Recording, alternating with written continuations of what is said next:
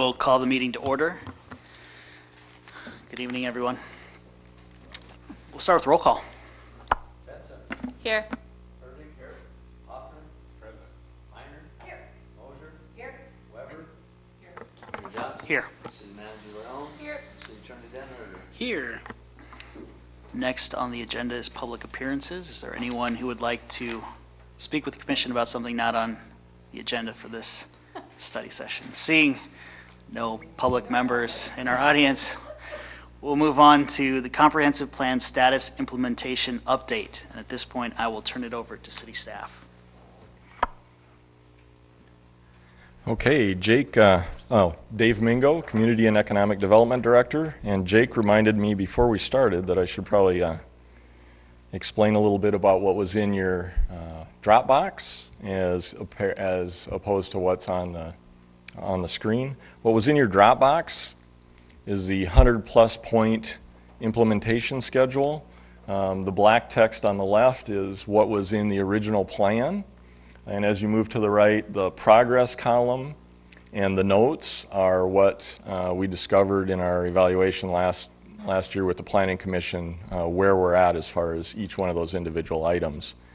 That is different than just the PowerPoint that's going to be on the screen, so maybe you can look back and forth between the two. I did put several of these paper copies out. If you didn't have your iPad fired up, you could look at the paper version of it and go from there.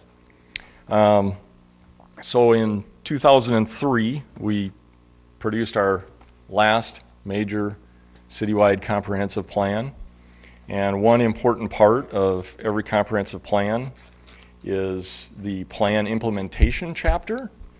And within that chapter is what's called an implementation schedule. And it hits not on every single topic that's discussed throughout the entire plan for the whole community, but it touches on those items that the committee felt were probably the most important to monitor over time and set a time range for when we thought they would be completed in the typical 20 to 25 year life of the plan. And so they're broken down in that table by category or chapter as they appeared in the comprehensive plan. Important part of the plan, just as a measure over time to try and gauge whether or not the plan is accurately reflecting what's going on in the community. Did the community turn a whole different direction, and your comp plan's only good for 10 years, or is it still truly a valid document after 15, 20, or potentially even longer at times? In 2003, we had a 52 or 53 member committee go through about a year-and-a-half process for the creation of the comprehensive plan that was at that time called the Yankton Plan. Really good interaction and community involvement with not just the Planning Commission and those committee members, but the City Commission at the time. And the true testament to whether or not your plan was accurate is how long it's still fairly valid. And I think we were really lucky that our committee worked as hard as they did at the time and produced the document we have. So what we're here to do tonight is, if you see the PowerPoint, is to try and understand where we started, and that's what's in the black column on that table. To measure implementation progress, and that's what's in the green notes to the right. To consider the longevity of the plan. As many of you know, in our capital improvements plan, we put a number in 2021 and 2022 for considering the creation of a new document. If we decide tonight that, not tonight, but if we get the feeling tonight, and there's no decisions tonight here, but that this document is still totally viable, along with its companion documents that we work on through time. When we get to budget next year, we can talk about whether or not that's still the schedule we want to have, or whether or not that moves based on other budget needs. So based on that, work for later could include updating the plan's goals, adding new goals and adjusting items in the implementation schedule, That's something that we do on a regular basis through the creation of other planning documents and other planning activities, like the planning advance that you've all done every year now for the past 2 or 3 years. And then, of course, ultimately we'll be in the position to need a new comprehensive plan. And before we get into the implementation schedule, just a brief review of what a comprehensive plan is and what it isn't. It's a general guide for development policy, emphasis on the word general in that statement. It's a context for making key land use decisions and public investment decisions. Every year as we're going through the budget process and other planning processes, we refer back to items that were identified in the comprehensive plan. Many times when it comes to land use issues with our zoning and annexations and development policies, we refer back to the comprehensive plan before we make a recommendation to the commission. Obviously, it's a vision for the city's future, and it's a goal to help city prioritize and create direction, again, including with the CIP. Probably more importantly than that is what a comprehensive plan is not, because there's typically some confusion in the public or amongst certain groups of what a comprehensive plan is or is not. It is not an unchangeable and flexible commitment to carry out specific projects. Once in a while we'll come across a situation where something was referenced in the comprehensive plan, and a few years later we'll have somebody come forward and say, well, that was a mandate to do that. Well, it's not inflexible or unchangeable. It's a plan, not a contract. It doesn't commit the city to a specific course of action on any given issue. Again, it's general. It's not a rigid land use plan that anticipates the specific use of every piece of property in the future. And we've seen that sort of situation evolve with our residential development where Yankton Heights are, for example, to the east of the Fox Run Quick Stop. That at one point in time when this plan was created was thought of as more of a commercial area. Well, our community's needs evolved and plans changed over time, and residential was more important, so we have residential occupancies there. So there's an example of it not being something that's rigid and specific, and it's not a capital or operating budget. Obviously, it's just a tool you use to provide information when you're creating the budget. So what did our plan include? It included each one of these chapters: growth, land use, mobility for all, recreation, lifestyle, quality public services, housing, the visual city, and the center on the river. And we're going to spend the next 3.5 hours going through what each one. No, I'm kidding. I'm going to touch on some highlights from each one of these chapters in the plan, and what I would like to do is have you just please interrupt me if you have any questions with specifics, or if you want to pick out an item from this information that was in your Dropbox and flesh it out more completely. I'd be happy to touch base with you or to help you understand where staff and the Planning Commission landed with our determination of progress. The Planning Commission did this over the course of 4 or 5 meetings, and we're trying to just kind of let you know what they did here in about 40 minutes. So, like I said, feel free to interrupt. In ranking where we got to with the progress we made with each one of those implementation schedule items, we developed kind of a metric where we first would determine whether or not they were completed, or whether or not we made considerable progress, whether or not we made some progress or no progress. And one of the things to remember is no progress doesn't necessarily mean something bad happened. It might just have meant that the community changed directions and that project wasn't a priority anymore, so obviously there was no project made. The good news is with where we're at with the life of our plan and the accuracy and the validity that it still maintains, we've still got some time to think about this. So it gave the Planning Commission time to work through this, and now it gives you some time to think about this too. So to begin with, just before we get started with implementation schedule discussions, how does Yankton grow is an important thing to keep in mind when you're looking at our progress with our implementation schedule. And I know you've all heard me say this before, but we pretty much grow at 6% per 10 years, 0.6% per year.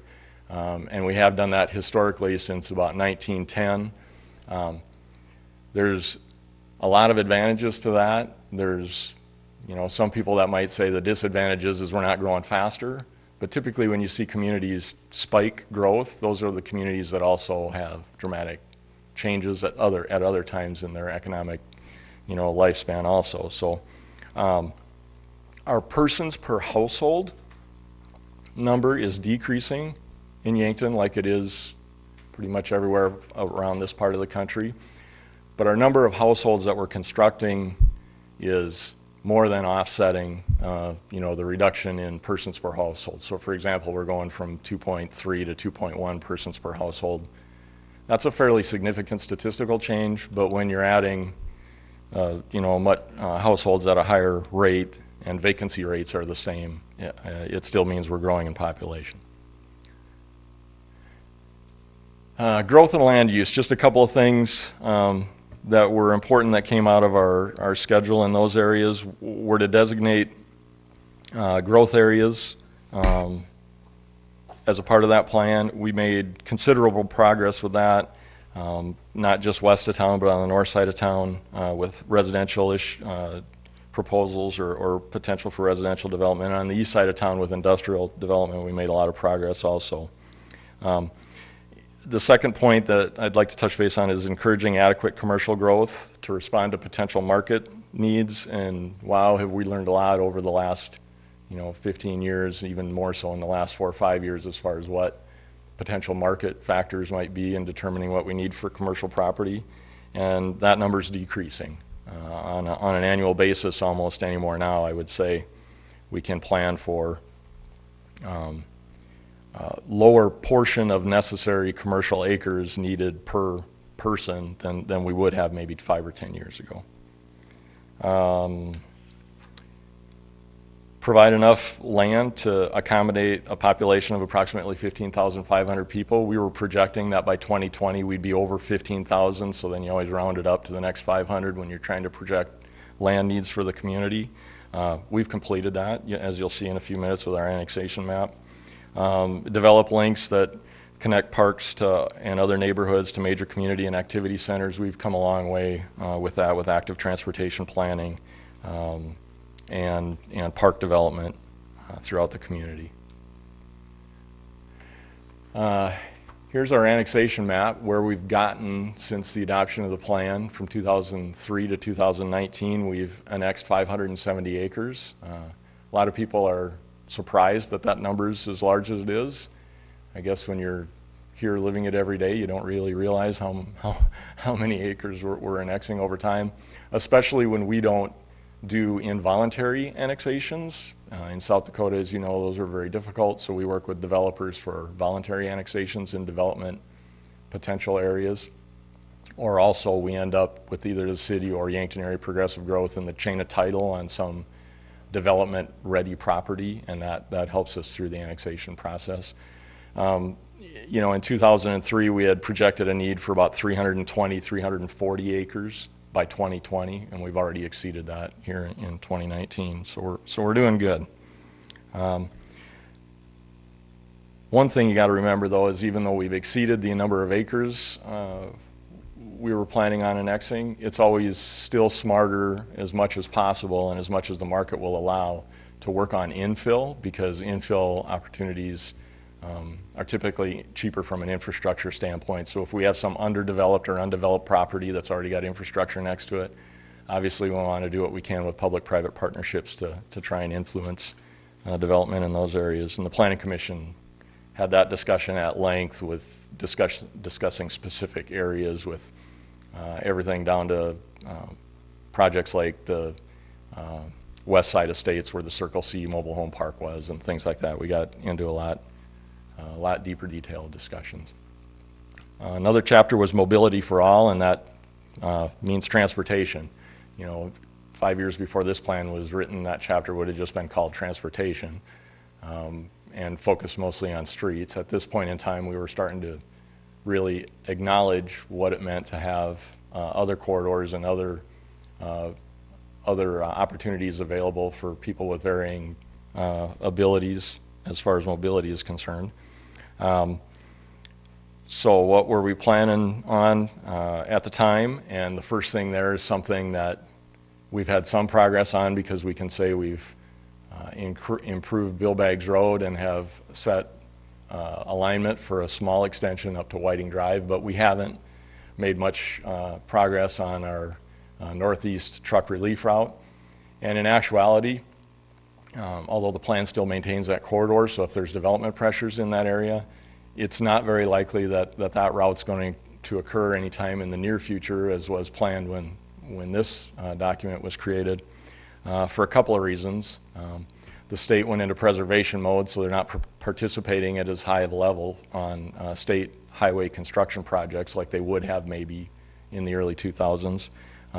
They also, in that preservation mode, made a determination to upgrade, which was a good idea, thankfully, Broadway and 4th Street, and those are both very nice projects.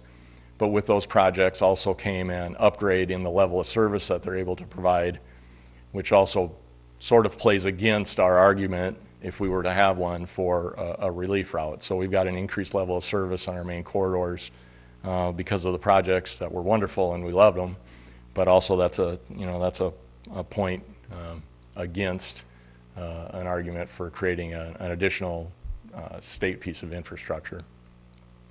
Subdivision design west of West City Limits Road and the infrastructure corridors that we wanted to preserve there.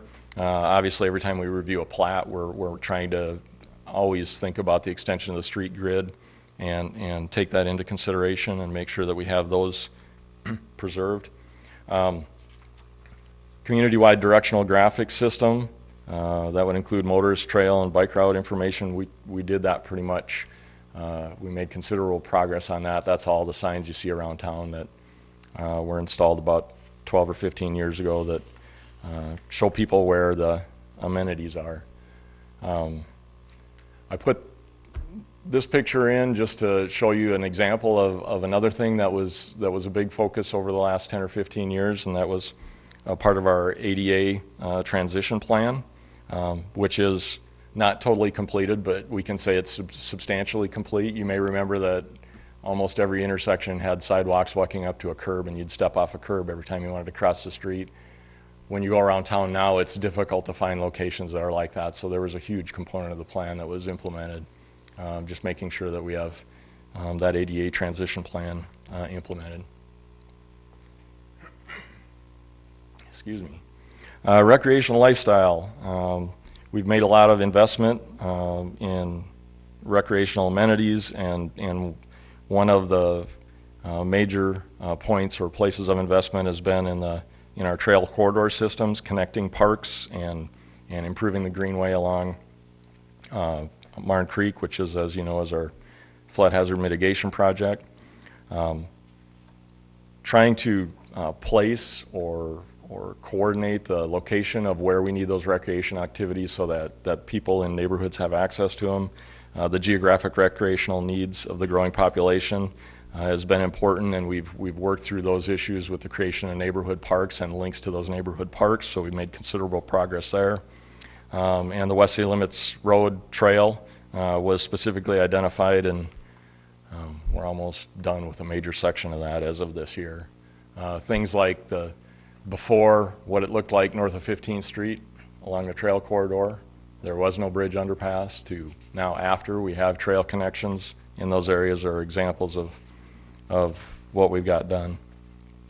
Public services, at that time, the need for a new public safety center was a huge part of the discussion in the community, not just the county, but in the city as well. So that was one of the things identified. Replacement in the municipal pool. I guess technically we can say there's no progress, but I'll just say ... There's been considerable progress since we don't have a new pool, but we should make it by the end of the life of this plan, the way things have gone. So expansion of the fire department to provide needed space at City Hall. There's a statement that shows that we took a different direction and actually came up with a better solution over time. Rather than adding on to the fire station downtown, we identified the need for that service to have a location north of the railroad tracks, found a piece of property as a community created a project, and we now have the fire station number 2.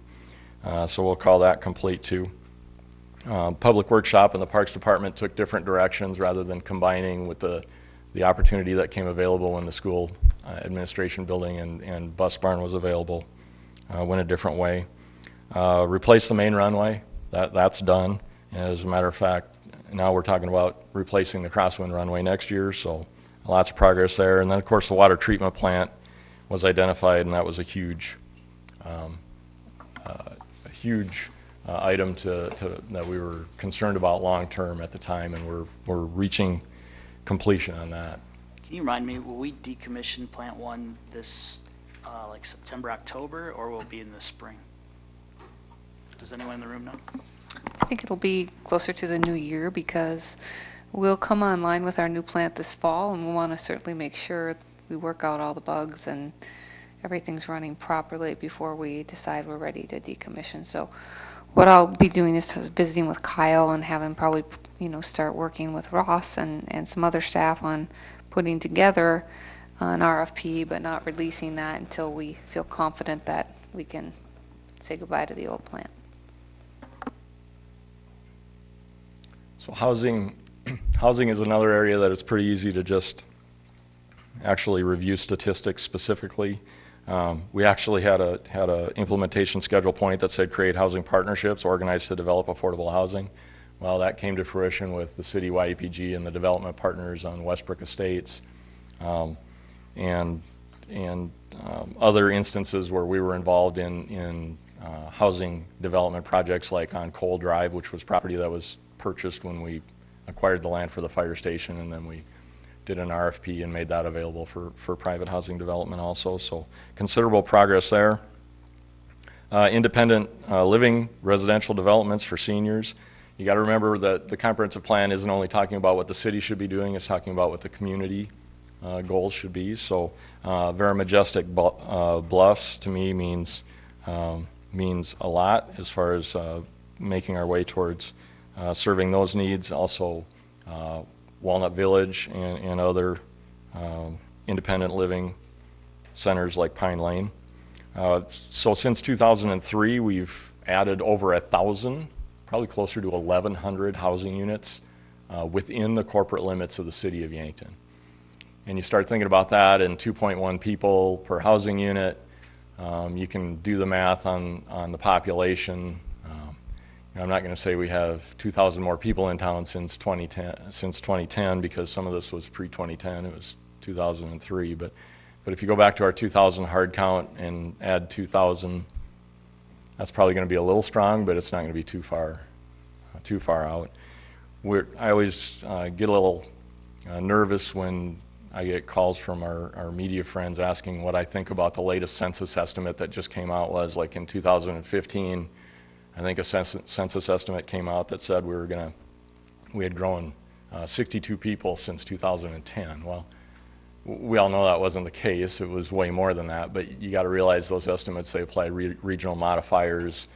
They don't just look at Yankton and think about Yankton and look at building permits and housing construction and things like that. So always wait for the hard count was a lesson I learned the hard way when back in the 1990s, when I'd make comments when numbers would come out high or low, and I was working at District 3 and then for the city. So we had projected when the plan was written that we had hoped that by 2020 we'd have 700 new units, and we're already closer to 1,100.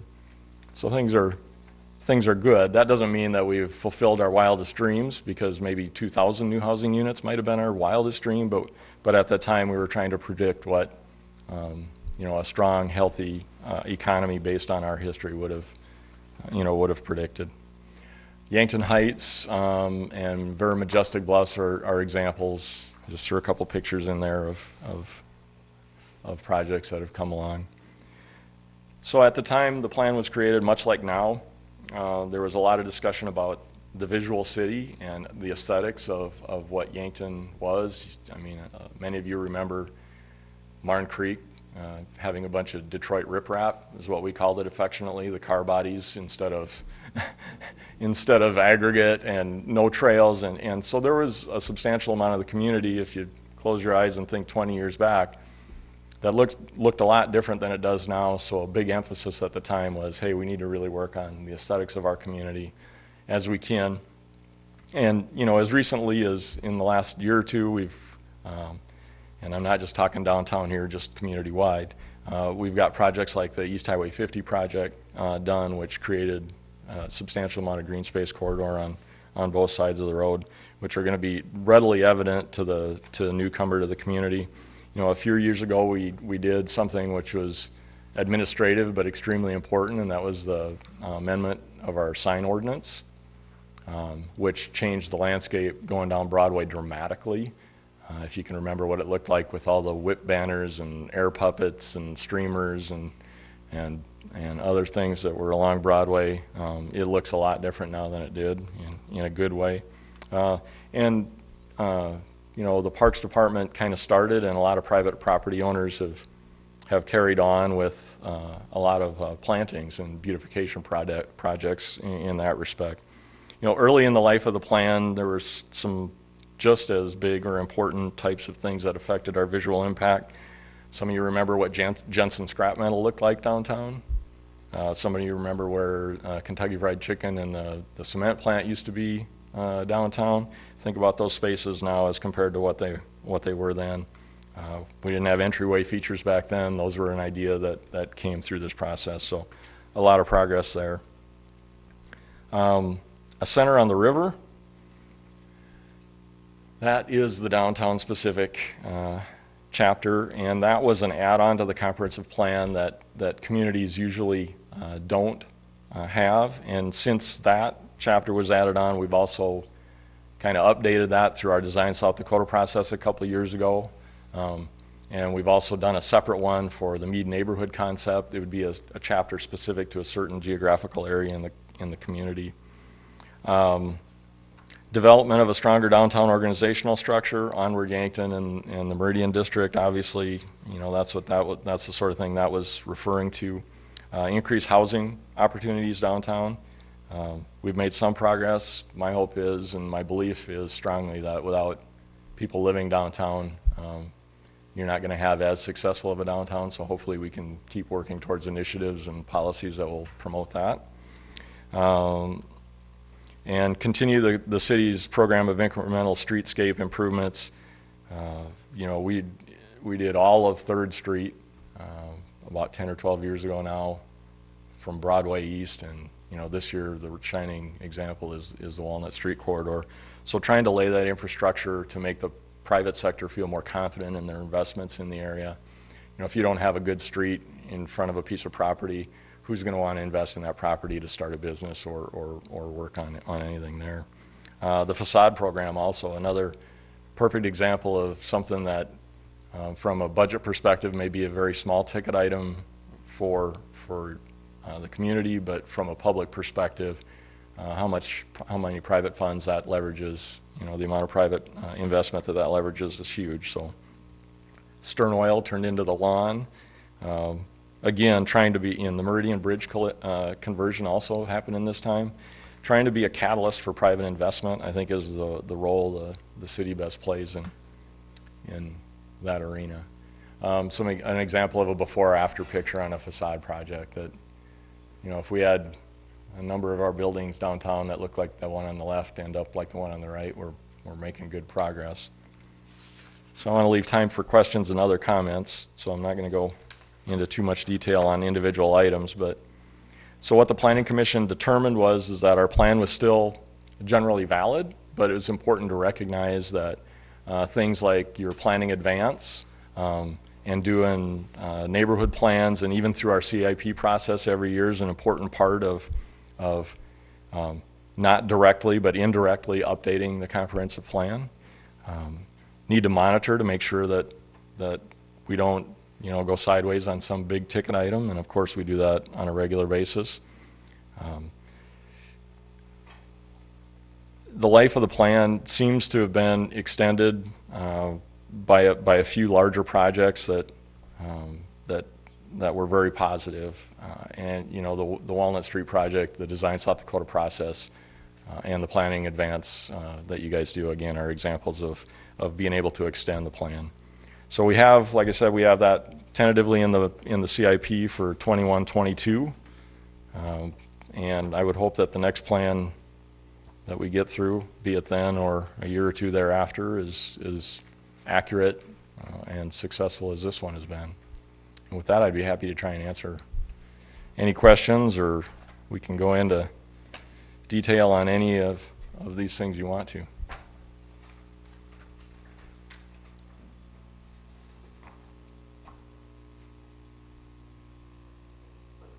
She said 25 minutes. I took 30. I'm sorry. So Dave, I know there are some different ways of zoning communities that have evolved probably in the last 20 or so years. Are you familiar with some? I struggle to think of what they're called, but is that something we need to look at in the future, or does the system we have serve us well? So I think we need to stay open-minded to a lot of things. You know, you've got neighborhood concepts that include small homes or different types of infrastructure support for homes. Those are generally in an effort to make things more affordable. And I think we can look at that. From a development standpoint, I think there would be a lot of interest in doing some pilot project maybe in a smaller area. I think that we gotta, as a community and from a budget standpoint, we gotta also be aware that we have to do the math on the long-term costs of being involved in a project, and maybe some projects might end up being homeowners association sorts of control areas where they're a unit plan with their own association for maintenance, because it's some of the proposals that I've seen or some of the things that have happened, you wouldn't be able to drive a road grader down the street in clear snow, or you wouldn't be able to have necessarily permanent access to underground utilities that we might have in the area should there be maintenance issues. So we need to kind of balance all of those things. But there's probably a way to do smaller pilot projects. The West Side development is a really good example of one of those. Everything that's south off of 10th Street there is private in an association and provides access for how many units? 16 units. Small, but kind of a representative sample.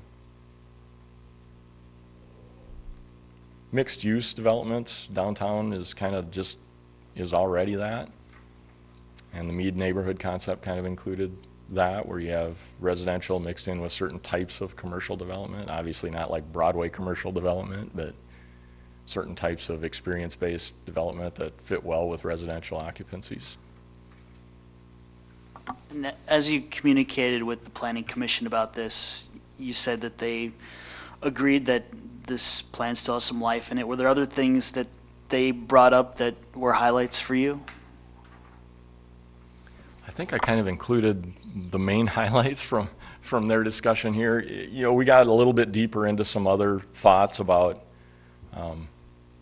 capital projects, and I think one of the things that has come up from them a number of times is, well, what are we going to do with long-term maintenance of the Meridian Bridge, and what does that mean for the downtown? So I think they're very aware of that issue, and that comes up every time City Manager Leone comes and presents the CIP to them also. That's probably the other big ticket one that came up, is what does that mean for everything we're trying to do in the downtown, you know, if we have a long-term question mark with the bridge. Dave, did you and the Planning Commission get into sort of the challenges that are going to be faced? You know, thinking back to 2003, you probably talked about things like BY Water and some of the other, what I would say maybe obstacles to growth and development that we have overcome. Did you talk about things like workforce and those types of things, or are you focused mainly on the physicalness of the community?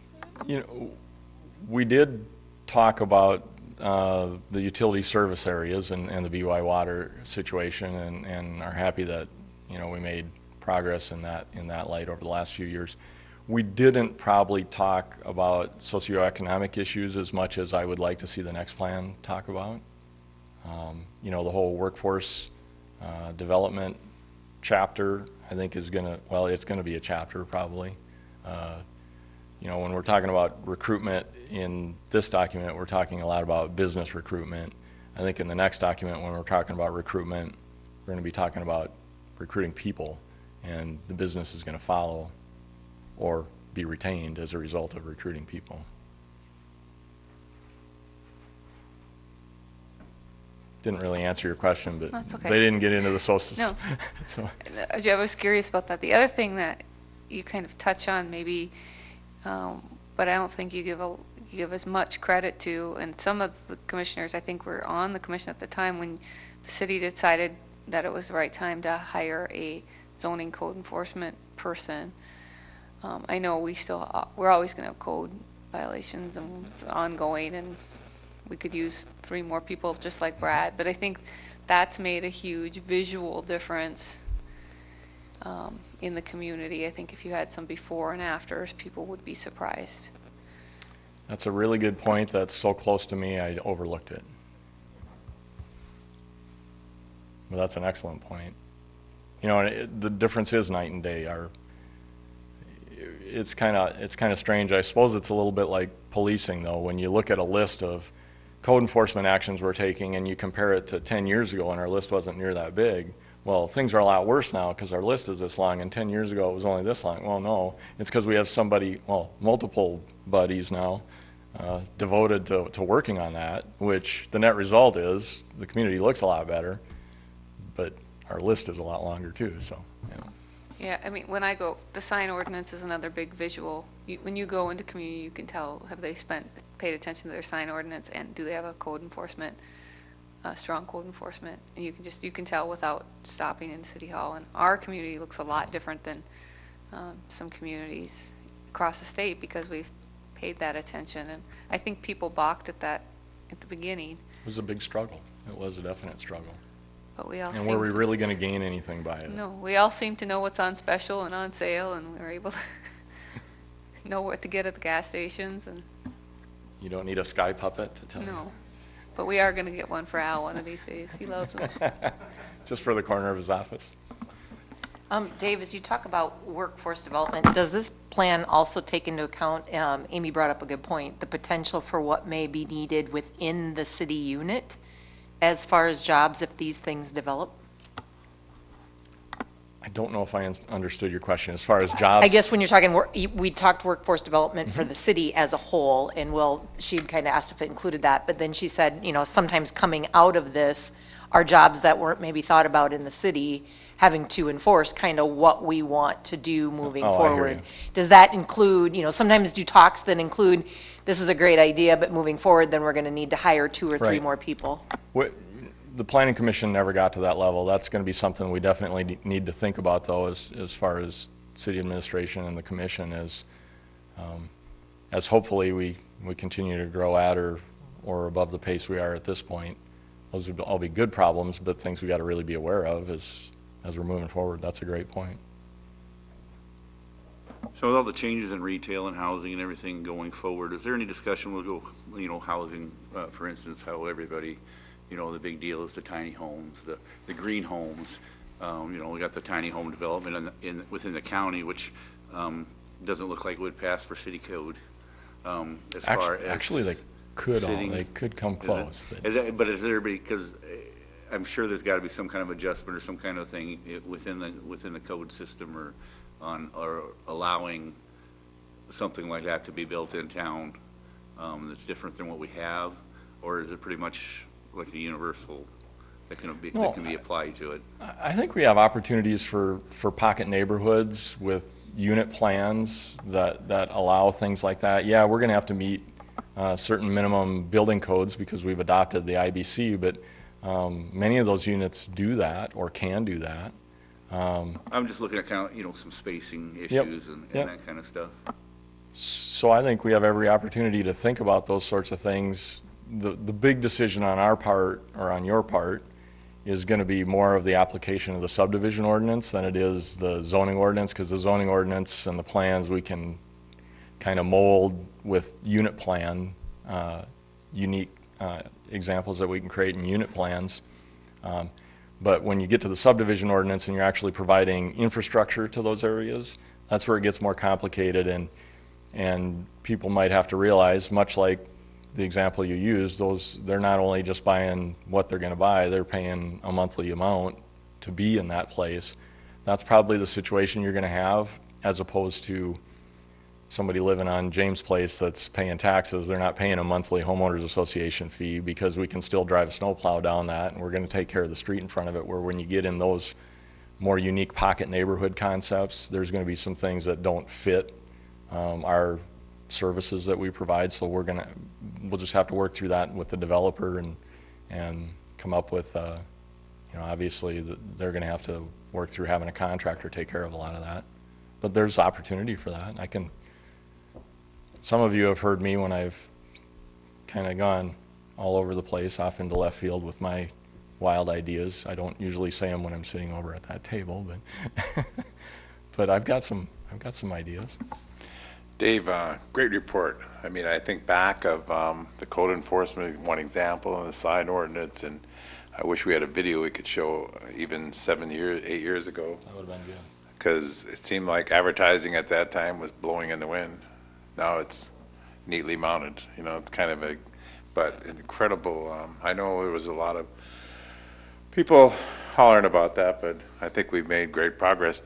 In terms of, going forward, it seems like there's such a challenge of when you come up with all these ideas, is there kind of a matrix for a town of our size that says, wait a minute, that can't happen here because it's pie in the sky, that we just can't possibly justify paying for that, whether it's a quality of life?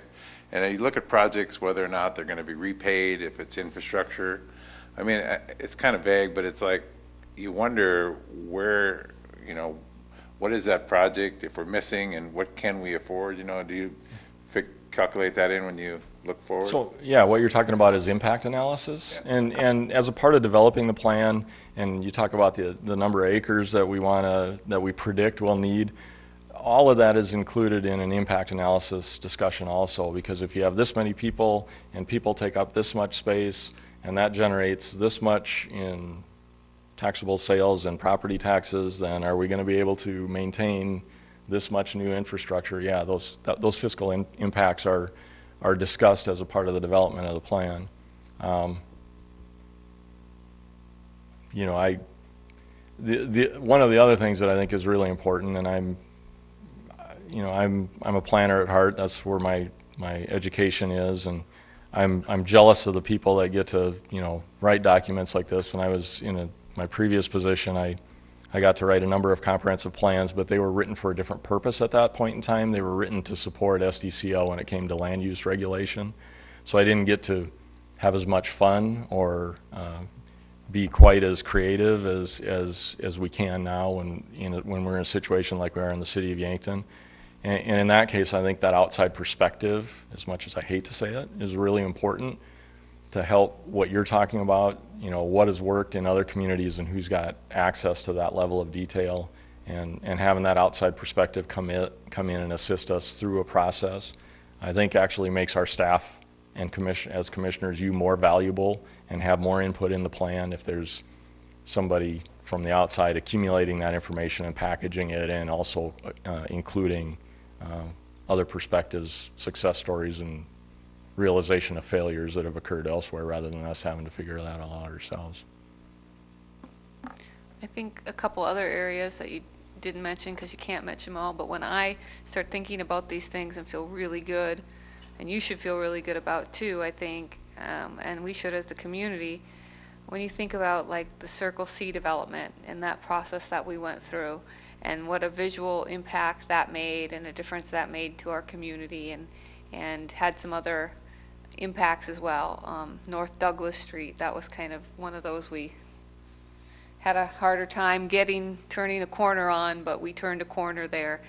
And I think over time, we're going to turn the corner with a new hotel in front of the mall property and the facade at the mall. Now, granted, it's not happening at the speed of light, but those things are happening, so it's easy in the moment to be impatient, and it's easy in the moment to be why isn't X, Y, or Z happening? But when you look back over just the last even few years, all the changes that have happened, it's easy to see how the momentum is building, and we've really done a great job. Part of that is because of the excellent community development director we have, and I believe that's true. I mean, your leadership has been a big part of this plan and a big part of our community's improvement over time. That's not what the lady that called me this morning said while she was yelling at me.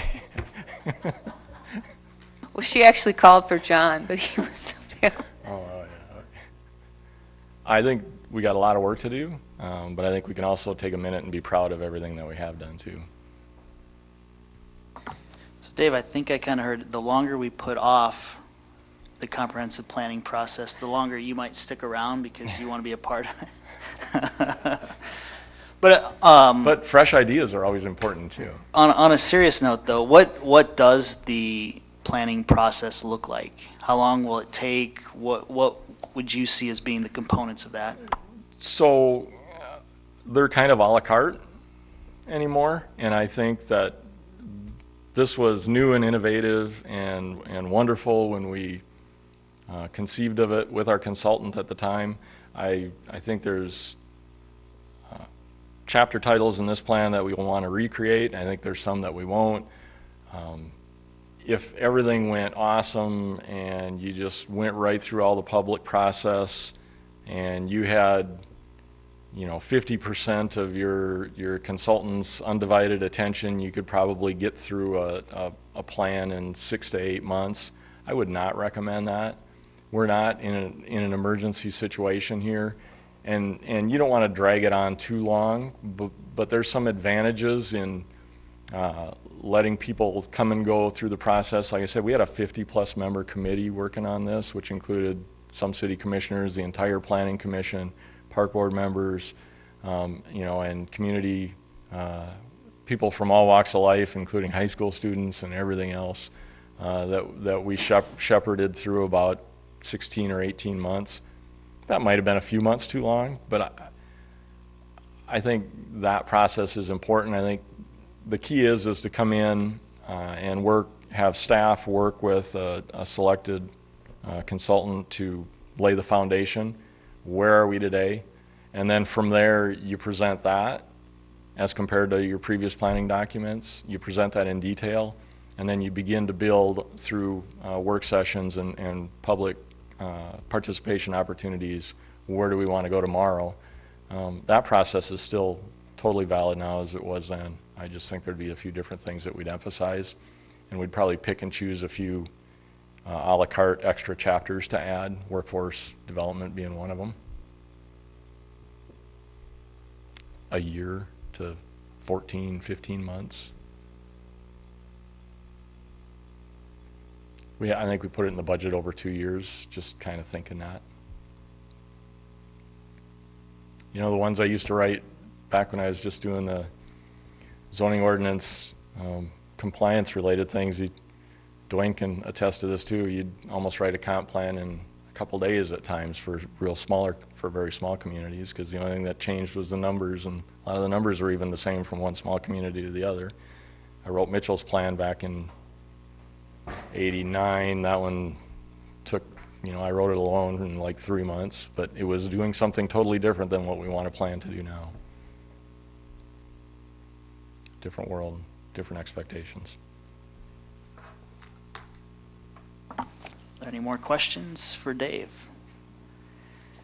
Dave, again, thank you for taking the time to walk through this with us. I think it's pretty valuable for us to see where we've been and the vision people had, and in the end, how closely it adhered to reality, and fortunately sometimes exceeded the expectations at the time. So we have a few more years with this one, and then we'll start the exciting process of doing it all over again.